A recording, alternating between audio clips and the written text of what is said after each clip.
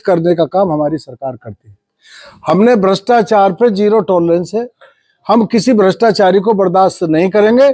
आप हमें शिकायत दीजिएगा अगर कोई भ्रष्टाचार कर रहा, हम उसको उसके स्थान पर पहुंचा देंगे। 10 करोड़ रुपए की सीलिंग की संपत्ति पर 1993 से लगातार कब्जा चला आ रहा है, जिसे प्रशासन ने अपने कब्जे में लिया। शहर के बीच की जगह है, उस पर मात्र 2 धाराओं में मुकदमा दर्ज करके उसे छोड़ दिया गया है। जिस विषय के बारे में मुझे पहले से कोई सूचना नहीं है, मैं क्या बयान दे सकता हूँ? ये विषय नहीं है ना आज का।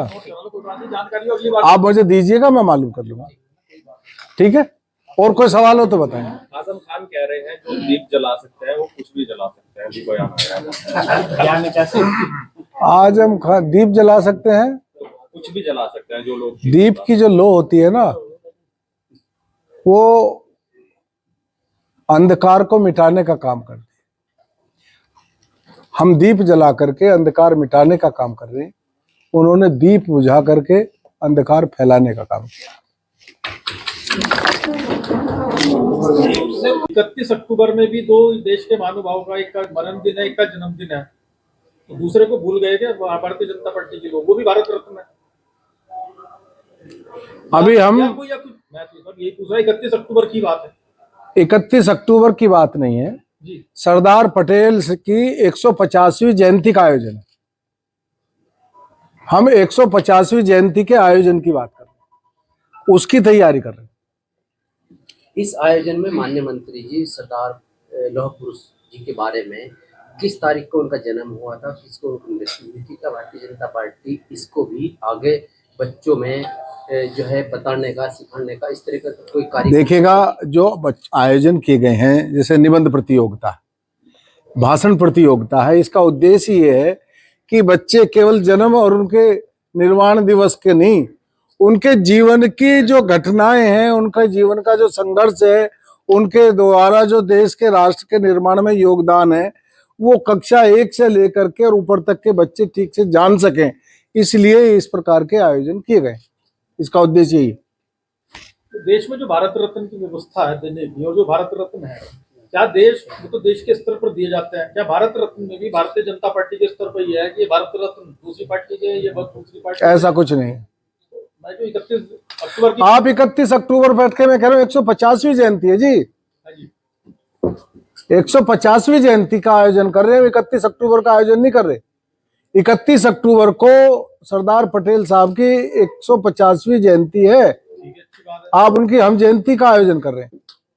1 महीना 6 दिन चलेगा, और एक दिन नहीं चला गया। 1 महीना 6 दिन। दूसरे को बुलाने का प्रयास कर रहे हैं, वो भी उसी दिन 31 अक्टूबर को यार जयंती है उनकी, मरण दिन है भाई साहब, शहीद दिवस है, पूरा देश मनाता, अभी भी मनाता। आप मनाइए। मैं नहीं कह रहा देश मनाता, मोदी जी जाएंगे वहां। अरे मोदी जी भी जाएंगे। हम जिस आयोजन की बात कर रहे हैं, अरे भाई सुनो तो सही, आप कहो कि हम इनका बर्थडे मना रहे हैं, तुम उसकी 13वीं क्यों ना कर रहे? अरे 13वीं की तरह से होगी, बर्थडे की तरह से होगा जी। और ये एक आयोजन है जो 31 अक्टूबर जिनकी पुण्यतिथि है, उनको श्रद्धांजलि होगी, देश के महापुरुष लोग करेंगे, वो अलग आयोजन है। आप क्यों इस पटेल साहब से आपको चिढ़ है कि आप उनके इस कार्यक्रम में उसे जोड़ना चाहते हैं? मेरा कहना यह है कि एक कार्यक्रम सरदार पटेल साहब की 150वीं जयंती, जब 150वीं जयंती है तो हम उसकी चर्चा करेंगे ना। जिनकी पुण्यतिथि है, अन्य महापुरुषों की भी पुण्यतिथि होती है, वो सब पुण्यतिथि मनाई जाती है, उसी प्रकार वो मनेगी। आयोजन सरदार साहब की 150वीं जयंती का, मेरे ख्याल से आपको पहले वैसे में समझ जाना चाहिए था मेरी बात को।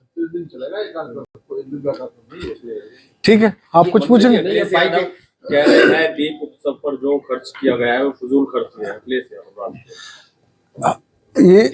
ये उन सैफई उत्सव का नहीं बताया उन्होंने। अब वो क्या था जब वो ठुमका लगवाते थे? भारत की परंपराओं, भारत के सांस्कृतिक जो धरोहर हैं, उनको मनाना, भारतीय सनातन के धर्म के अनुसार पर जो परंपराएं स्थापित है उनको मनाना तो फिजूल खर्ची है। और सैफई में हीरोइन ला करके नचाना सही खर्ची है। तो ये तो उनसे ही पूछ लो जी।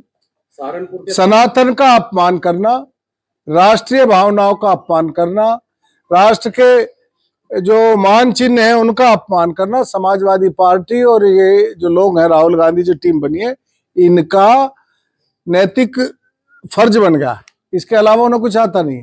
भारतीय जनता पार्टी द्वारा किन किन को इस कार्यक्रम के प्रभारी नियुक्त किया गया है? क्या प्रभारी जो नेता है स्थानीय स्तर पर कार्यक्रम के संयोजक जिला अध्यक्ष जी ने उन्होंने बनाए हैं। आप बता सकते हैं कौन कौन है? और संयोजक बनाए गए हैं।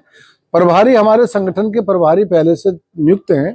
श्रीमान डी.के. शर्मा जी जिला के हमारे प्रभारी हैं और आदरणीय वाई.पी. सिंह जी हमारे महानगर के प्रभारी। कार्यक्रम का जो मुख्य यहाँ पे नेतृत्व किया जाएगा, मैंने बताया, पूरा बताया मैंने आपको कि पद यात्राओं का नेतृत्व माननीय विधायकगण करेंगे, संगठन के द्वारा आयोजित होगा। रन फॉर यूनिटी में सब लोग इकट्ठा होंगे, सब लोग करेंगे। बाकी स्कूल्स के कार्यक्रम मंत्री जी आजम खान भी लगातार किया था कि बीजेपी में जितने बड़े भ्रष्टाचारी हैं उतने बड़े उनको पद दिए गए हैं।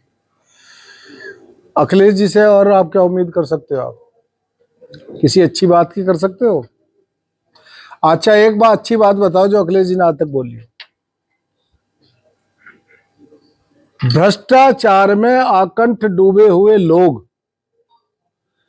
परिवारवादी, वंशवादी, जो जिनके लिए उनका परिवार ही देश है, परिवार ही पार्टी है, उनको तो बोलने का ही अधिकार नहीं है इन मुद्दों पर। भारतीय जनता पार्टी में एक भी व्यक्ति को ऐसे को स्थान नहीं मिल सकता जो किसी भ्रष्टाचार में संलिप्त है। राकेश टिकैत कह रहे हैं कि जो गन्ने का भाव था वो सपा और बसपा सरकार में बढ़ा, लेकिन बीजेपी भी नहीं बढ़ी। आप 25 इस कार्यक्रम के विषय में चर्चा करो, उस पर अलग से प्रेस कर लेंगे। खान कह रहे हैं, हमारे मंत्री जी भी हैं और आप नहीं, आज मेरी प्रेस जो, भ्रष्टाचार की बात कर रहे थे जी। हाँ मैं भ्रष्टाचार को तो पूछ सकता हूँ। हाँ, भ्रष्टाचार को भारतीय जनता पार्टी ने ये जनता से वायदा किया था कि हम भ्रष्टाचार मुक्त शासन देंगे। जी, क्या सुनील शर्मा जी ये दावे से कह सकते हैं कि उत्तर प्रदेश में भ्रष्टाचार मुक्त हो गया व्यवस्था? मैं दावे के साथ ये कह सकता हूं कि भ्रष्टाचारी को किसी भी सूरत में बख्शा नहीं जाएगा। बख्शना अलग बात है। नहीं, मेरी बात सुनिएगा। हमने कहा हम अपराध मुक्त और भ्रष्टाचार मुक्त शासन देंगे। अपने अपराधियों का खात्मा करा। आज भी अगर कोई अपराध करता, आप ये कहें कि